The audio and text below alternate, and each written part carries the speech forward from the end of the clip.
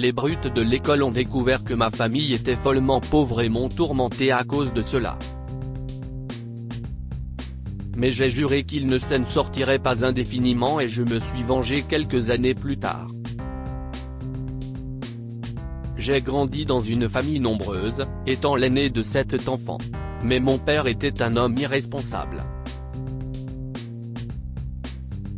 Il jouait tout l'argent que ma mère gagnait et ne pouvait pas garder un emploi plus de 2 semaines.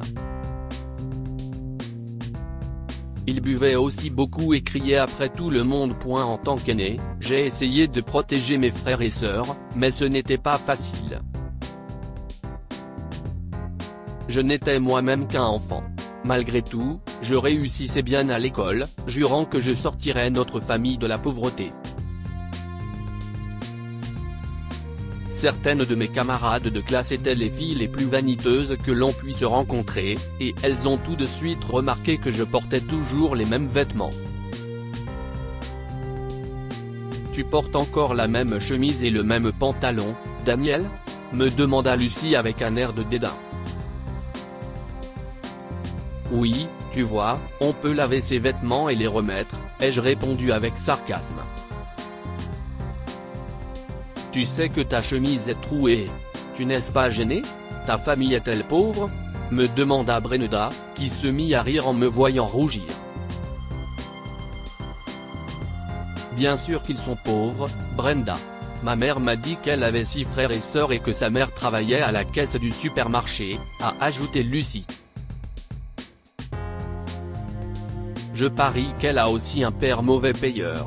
Mon Dieu, je déteste les pauvres.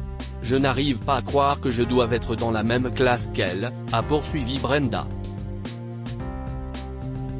Je tremblais de rage à ce moment-là, mais heureusement, notre professeur est entré et elles sont retournées s'asseoir.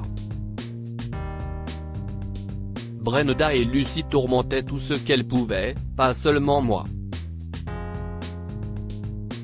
Mais dernièrement, j'étais leur principale cible pour une raison quelconque, et personne ne faisait rien parce que la mère de Lucie était la directrice de l'école. Cependant, je n'avais que quelques cours avec elle. Mais les choses allaient empirer pour moi. Ce soir-là, quand je suis rentré à la maison, j'ai vu ma mère et quelques-unes de mes sœurs emballer tout ce qu'elles pouvaient. Je suis désolé, ma chérie. Ton père a parié sur notre maison et nous devons partir, m'a dit ma mère, en pleurant après que je lui ai demandé ce qui se passait.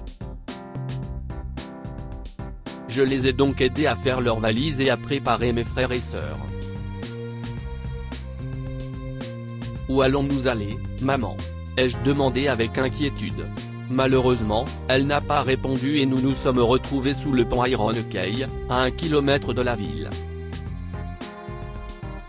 Chérie, tu devras te lever un peu plus tôt pour te rendre à l'arrêt de bus le plus proche. Mais tu ne peux pas abandonner l'école, d'accord? M'a dit ma mère quand tout le monde s'est endormi. Oui, maman, lui ai-je répondu. Les semaines suivantes, je suis allé à l'école comme si de rien n'était. Mais je n'ai pu me doucher qu'après le cours de gymnastique. Gilles avait certains de mes vêtements, mais nous n'avions pas les moyens d'acheter du savon, et encore moins de la lessive. Elles ont fini par remarquer la différence. Eh, Dani, tu as l'air plus sale que d'habitude.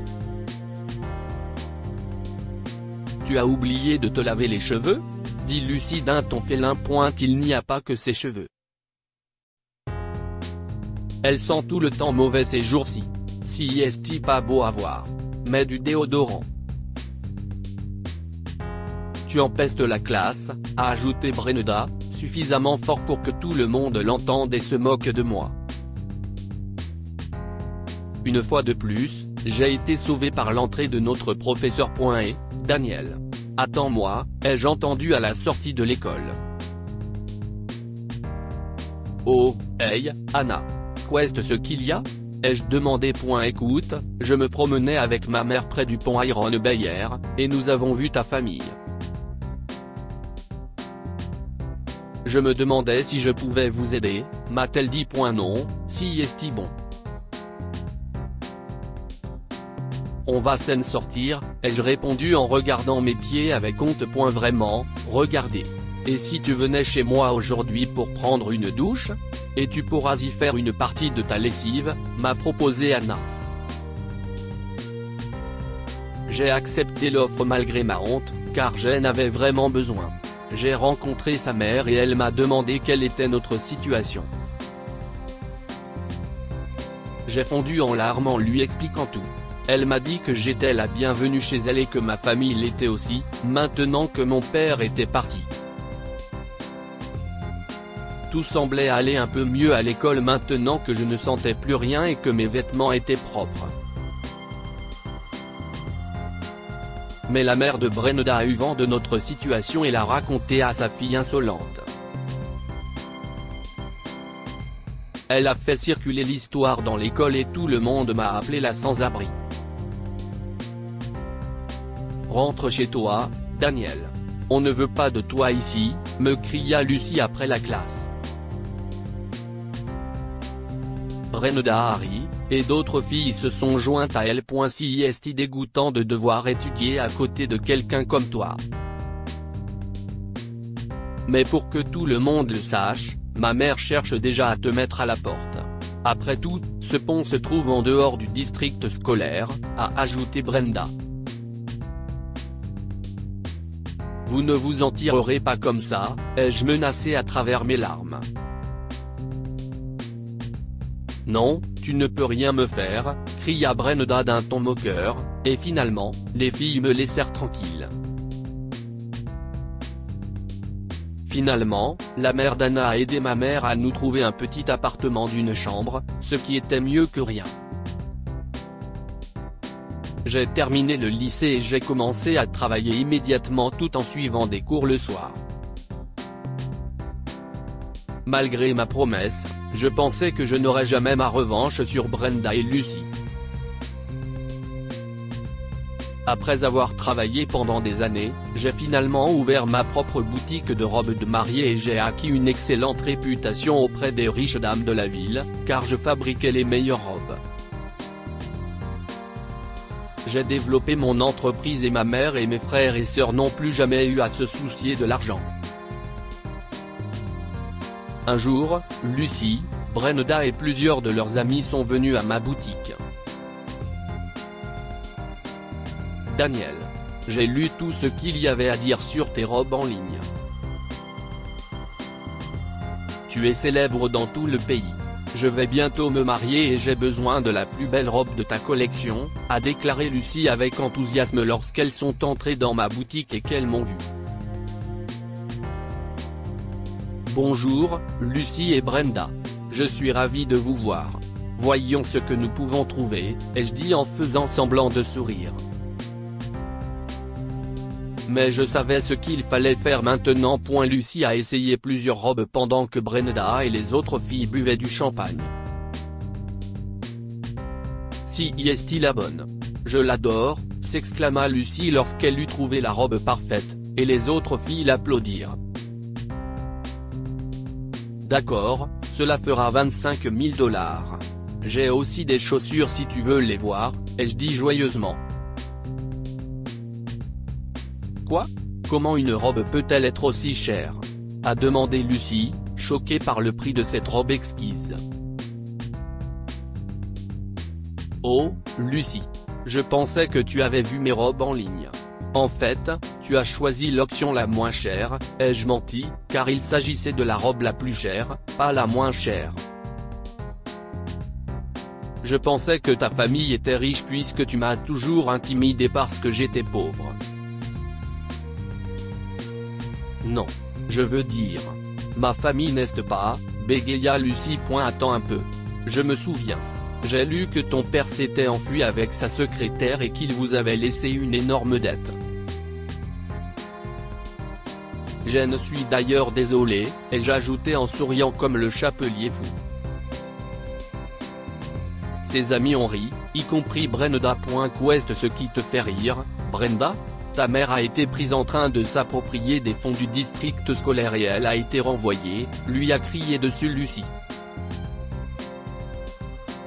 Je ne connaissais pas ce détail croustillant mais j'ai souri quand Brenda s'est levée et a jeté un regard noir à Lucie. Je te l'ai dit en secret, lui a répondu Brenda en hurlant. Elles ont continué à hurler dans tous les sens jusqu'à ce que j'en ai assez de les avoir dans mon magasin. Mesdames, je suis désolé.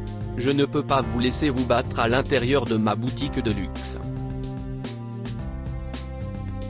Je vais vous demander de partir car il est clair qu'aucune d'entre vous ne peut s'offrir mes robes, ai-je dit. Tu ne peux pas me mettre à la porte, s'est exclamé Brenda devant moi.